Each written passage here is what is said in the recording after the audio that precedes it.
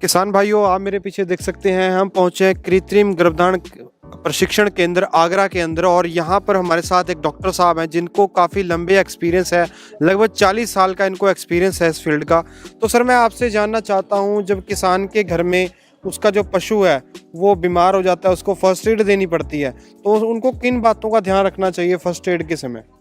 ऐसा है, first aid हम इन बच्चों को जो ट्रेनिंग देते हैं जी वो जी फर्स्ट एड इसलिए देते हैं जी कि किसान को तुरंत तो जो उसको जो सहायता मिलनी चाहिए जी जी फर्स्ट एड की, तुरंत जो मिलनी चाहिए, इन बच्चों के द्वारा उसको तुरंत ही जो जी किसान को बीमार पशु को सहायता मिल जाती है। जी और अगर मान लीजिए घाव का केस है, बुखार का केस है, डायरिया का केस है, जी तो इसमें ये दवा दे देते हैं।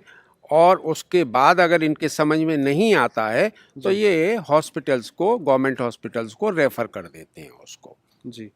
तो सर, जो पशुपालन है उसमें न्यूट्रिशन वैल्यू एक पशु को दी जानी बहुत ज़रूरी है। तो सर, आप बताएंगे कि हमारे फार्मर्स को, या आप इनको कैसे गाइड करते हैं, वो कैसे न्यूट्रिशन इनको सिखाई जाती है, उसके बारे में भी आप हमें बताएं। जी, देखिए, जानवर की 3 कंडीशन है।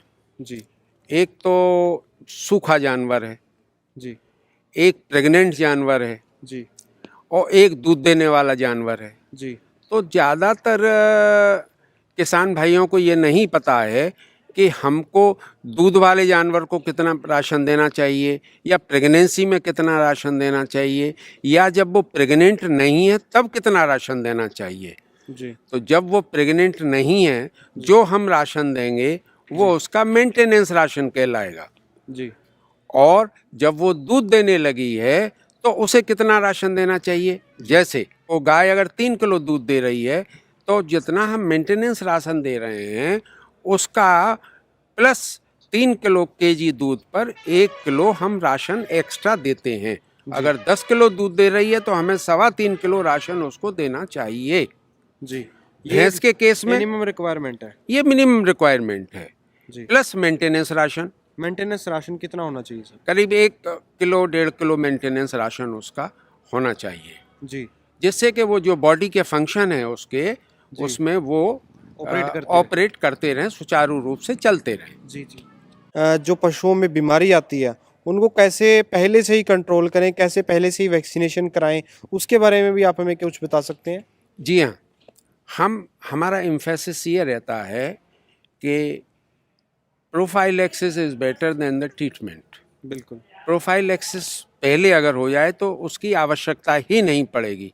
जैसे बरसात के दिनों में गला घोंटू है, जी जिसे HSB कहते हैं, हीमोरेजिक सेप्टिसीमिया। जी ये एक बहुत ही खतरनाक बीमारी है जी और इसमें डेथ्स 80 से 90% तक डेथ होती है पशु की। जी अगर किसान भाई जून के महीने में इसका टीका लगवा लें जी तो उनको HS नहीं होगी। जी जून के महीने में इसलिए तो 21 दिन जो है वो टीका अपना पूरा असर दिखाने में लेता है। जी 21 दिन के बाद उसको कोई बीमारी HS की नहीं होगी। ऐसे ही खुरपका मुंहपका भी जो है इस समय एक बहुत बड़ी प्रॉब्लम है। ये साल में 2 दफ़े टीका लगता है। तो हम अपने स्टूडेंट्स को, इन बच्चों को ये बताते हैं कि आप साल में 2 दफ़े FMD का टीका लगाएं। जी दूसरा, एक एबॉर्शन की भी प्रॉब्लम है, जी बहुत बड़ी प्रॉब्लम है ब्रुसोला की। जी तो ब्रुसोला के लिए बिहार में तो लग रहा है, लेकिन यहाँ भी शुरू होगा। और तो ब्रुसोला का ट्रीटमेंट, उसके टीका के लिए भी हम इनको रिकमेंड करते हैं। जी और लंगड़िया जैसे BQ है, उसके टीका के लिए भी हम रिकमेंड करते हैं। जी। तो सर, आप अपने संस्थान के बारे में भी बताएं, और जो दोस्त इन सब चीज़ों को डीपली अच्छे से स्टडी करना चाहता है, अच्छे सीखना चाहता है, तो उसके बारे में भी आप हमें बताएं। उसके लिए मैं आपको ये सजेस्ट करूँगा कि हमारे संस्थान के जो मोबाइल नंबर दिए हुए हैं, जी जी या वो संस्थान आगरा आकर जी स्वयं आएं और जी पूरी उसकी जानकारी ले लें, जी। जिससे तो वो अपना संस्थान भी देख पाएंगे जी, और प्रशिक्षण भी देख पाएंगे कैसे क्या चल रहा है। तो इसमें आप ये सभी चीज़ें अच्छे से सिखाते हो? जी हाँ, हम इनको 4 सब्जेक्ट सिखाते हैं। AI है, न्यूट्रिशन है, और ब्रीड है, एंड प्राथमिक चिकित्सा। तो सर, आपने समय दिया इसके लिए बहुत बहुत धन्यवाद। Thank you very much sir.